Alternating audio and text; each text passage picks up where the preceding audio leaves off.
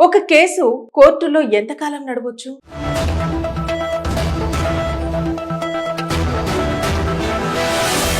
5 ఏళ్లు, 10 ఏళ్లు, 15 ఏళ్లు, కానీ ఏకంగా 33 సంవత్సరాలు ఒక కేసు పెండింగ్ లో ఉండి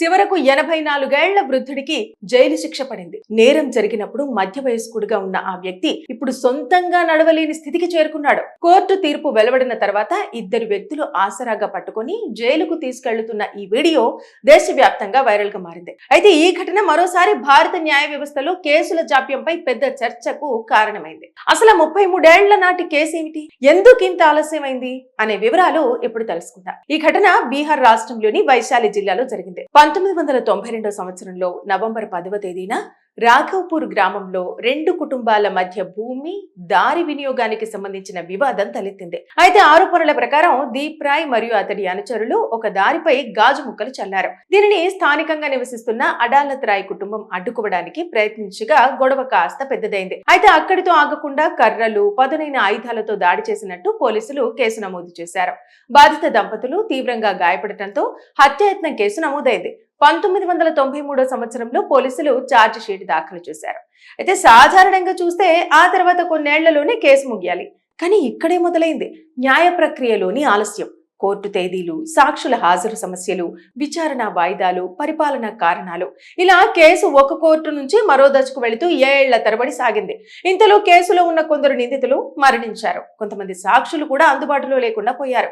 అయినా విచారణ కొనసాగింది. చివరకు 2026 సంవత్సరంలో కోర్టు తీర్పు వెలువరించింది. అదనపు జిల్లా సెషన్స్ కోర్టు 84 ఏళ్ల దీప్ రాయ్ ను అల్లర్లు, ఆయుధాలతో దాడి, హత్యాయత్నం కేసుల్లో దోషిగా తేల్చింది. అయితే ఇక్కడ తీర్పు తర్వాత జరిగిన ఒక దృశ్యం ఇప్పుడు సోషల్ మీడియాలో విపరీతంగా వైరల్ అవుతోంది. 84 ఏళ్ల దీప్ రాయ్ వృద్ధాప్యంతో పూర్తిగా వంగిపోయిన స్థితిలో ఉన్నాడు. సొంతంగా నడవలేకపోతున్నాడు.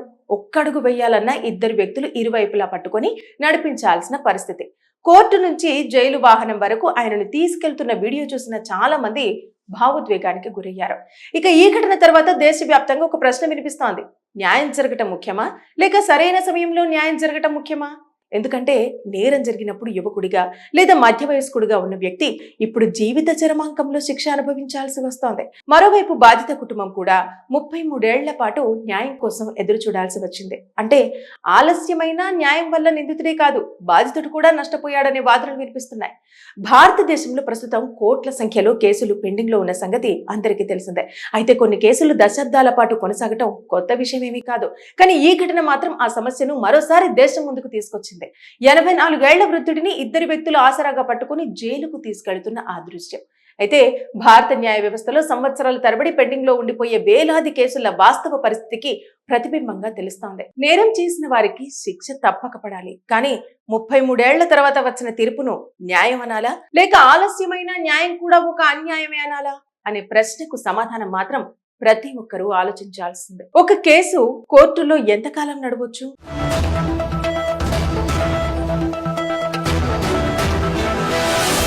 5 ఏళ్లు, 10 ఏళ్లు, 15 ఏళ్లు, కానీ ఏకంగా 33 సంవత్సరాలు ఒక కేసు పెండింగ్ లో ఉండి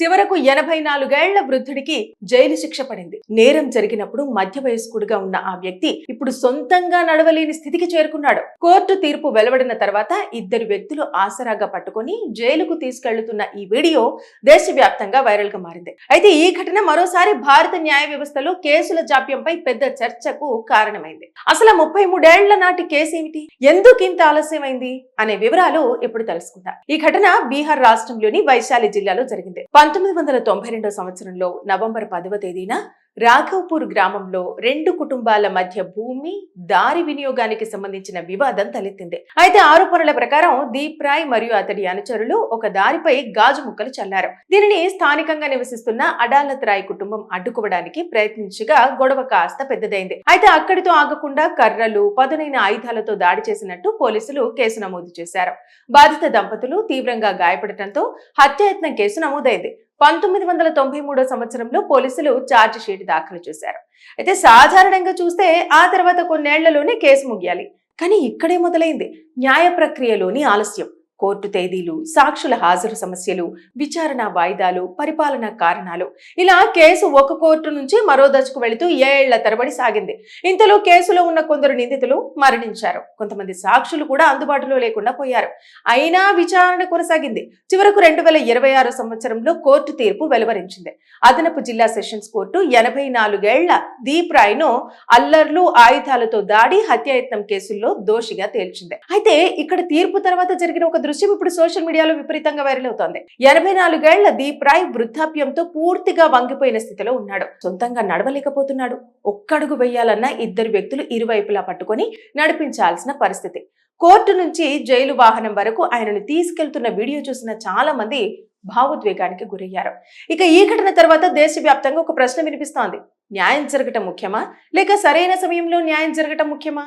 ఎందుకంటే నేరం జరిగినప్పుడు యువకుడిగా లేదా మధ్య వయస్కుడిగా ఉన్న వ్యక్తి ఇప్పుడు జీవిత చరమాంకంలో శిక్ష అనుభవించాల్సి వస్తోంది. మరోవైపు బాధిత కుటుంబం కూడా 33 ఏళ్ల పాటు న్యాయం కోసం ఎదురు చూడాల్సి వచ్చింది. అంటే ఆలస్యమైన న్యాయం వల్ల నిందితుడే కాదు, బాధితుడు కూడా నష్టపోయాడనే వాదనలు వినిపిస్తున్నాయి. భారతదేశంలో ప్రస్తుతం కోట్ల సంఖ్యలో కేసులు పెండింగ్ లో ఉన్న సంగతి అందరికీ తెలిసిందే. అయితే కొన్ని కేసులు దశాబ్దాల పాటు కొనసాగటం కొత్త విషయం ఏమీ కాదు. కానీ ఈ ఘటన మాత్రం ఆ సమస్యను మరోసారి దేశం ముందుకు తీసుకొచ్చింది. 84 ఏళ్ల వృద్ధుడిని ఇద్దరు వ్యక్తులు ఆసరాగా పట్టుకుని జైలుకు తీసుకెళ్తున్న ఆ దృశ్యం. అయితే భారత న్యాయ వ్యవస్థలో సంవత్సరాల తరబడి పెండింగ్ లో ఉండిపోయే వేలాది కేసుల వాస్తవ పరిస్థితికి ప్రతిబింబంగా తెలుస్తోంది. నేరం చేసిన వారికి శిక్ష తప్పక పడాలి. కానీ 33 ఏళ్ల తర్వాత వచ్చిన తీర్పును న్యాయం అనాలా, లేక ఆలస్యమైన న్యాయం కూడా ఒక అన్యాయమే అనాలా అనే ప్రశ్నకు సమాధానం మాత్రం ప్రతి ఒక్కరూ ఆలోచించాల్సిందే.